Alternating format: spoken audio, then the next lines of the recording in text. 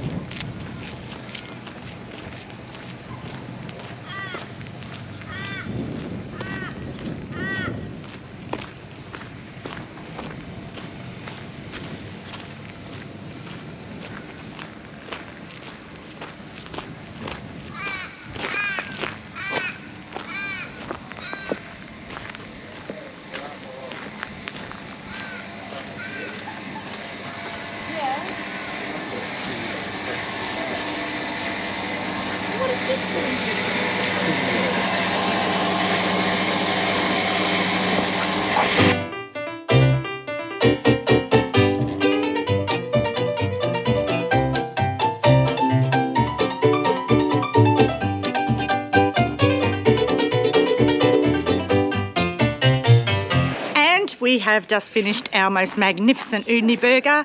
The new owners of the Pink Roadhouse were absolutely lovely. They've been here since October and hoping to be here for a couple of years working the place. So if you're in the area, make sure you come past and spend some money, because they have been brilliant. And we are super excited because they tell us that the road is all clear with no restrictions to head towards Mount Dare. So we're heading there and going to continue on to our new journey, and next destination for hopefully tomorrow will be in the Simpson Desert. So super excited. Got our desert passes here as well, so we're ready to go. We'll see where the rest of the day takes us.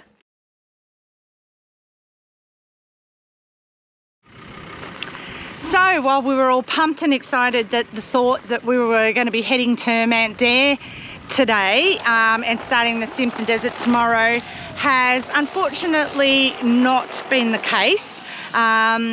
We had seen on the road closure signs and conditions of South Australia that it was only open the section, the Hamilton station section that we needed to take, to restriction of vehicles under 3,000 kilo, which we're not, either of us. The guy at the Pink Roadhouse had thought that it was no problems, but then approaching the road signs, it's definitely still restricted to only four-wheel drives that are under the 3-tonne mark. So it's meant that we've had to continue along the remainder of Oodnadatta track, and so we'll start to head towards Uluru and do our trip in reverse, which means that we'll be at Uluru in a couple of days now, and when we come back around the other side, we shouldn't have a problem with being able to access the roads into Mount Dare from the top. And we'll just do the Simpson in about a week or so's time when we finish doing the loop in the other sections. So it's still going to happen, it's just not going to happen within the next day. And our park passes that we've bought last for 12 months, so we won't have a problem in being able to use those. So that's all good too. So this is the first time that we're ever going to have completed the Oodnadatta track in its entirety up to the Stewart Highway.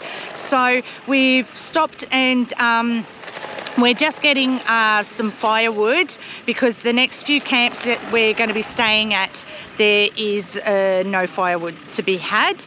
You can have fires as long as you've got your own firewood. So we've just pulled over and we're just stacking up on a little bit of stores off the side of the Oodnadatta track, and then we'll continue on, and we're going to just pick a camp spot along the way to break up the trip before our next stop then on to Curtin Springs. So yeah, that's the adventure, and that's the nature of it, isn't it? That, you know, you have to be able to change at the drop of a hat depending on what's going on.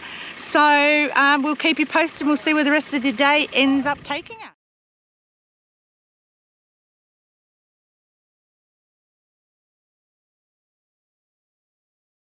So we made it out of the Oodnadatta track, no problems whatsoever. It was actually quite a nice scenery for that section between Oodnadatta, the Pink Roadhouse and Marla. It was quite interesting that we did see quite a few abandoned cars along that section of road. For what reason, I don't know.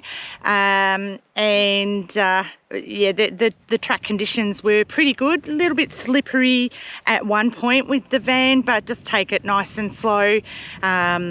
And probably a couple of sections where there was some really rutted areas, or corrugated areas I should say, compared to the rest of the track, but otherwise no real dramas.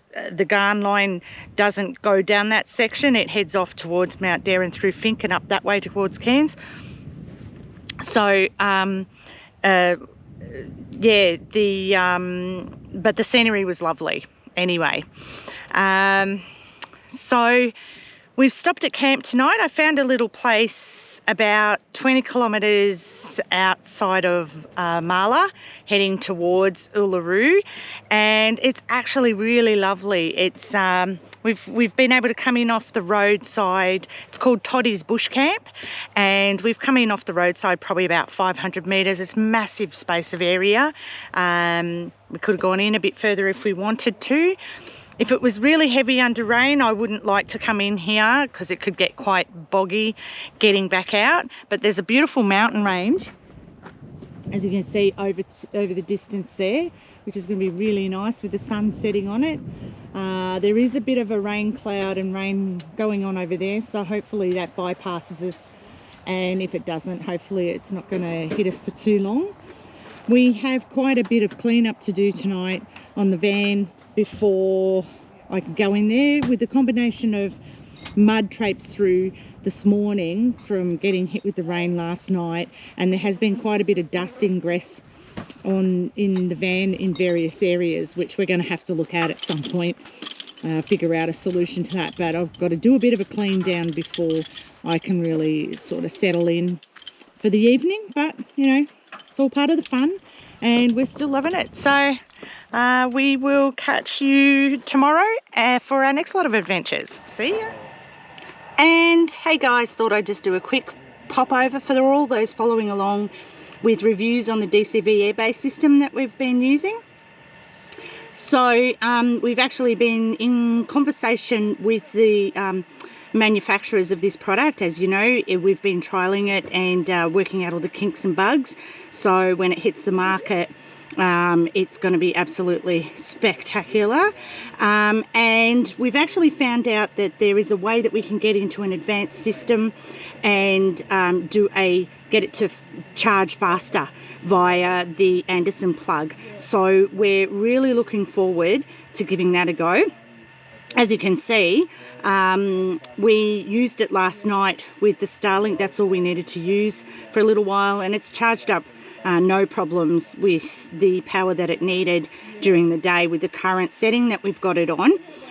The company is also working on an app as we speak, so that you will be able to access all this advanced settings and do it via an app. So that's going to be brilliant as well. So for now, it's travelling really well. We've got the Starlink hooked up. Starlink we are absolutely thrilled to pieces with. It hasn't skipped a beat. Nowhere we've been so far we've had issues with it. It's set up really quickly. They say it can take up to 15 minutes to find a satellite. We'd be lucky if it's taken more than a minute or two each time we've pulled up, and it's super fast speeds. You can see at the moment we've got the Starlink going, and we've got some batteries charging here for our Ryobi equipment that we use along the way, and we've also got our battery charging for our GoPro. So yeah, it's travelling along fantastically, and we're really looking forward to trying some of these advanced settings and seeing how it goes as well. But that's the update so far. We'll keep you posted.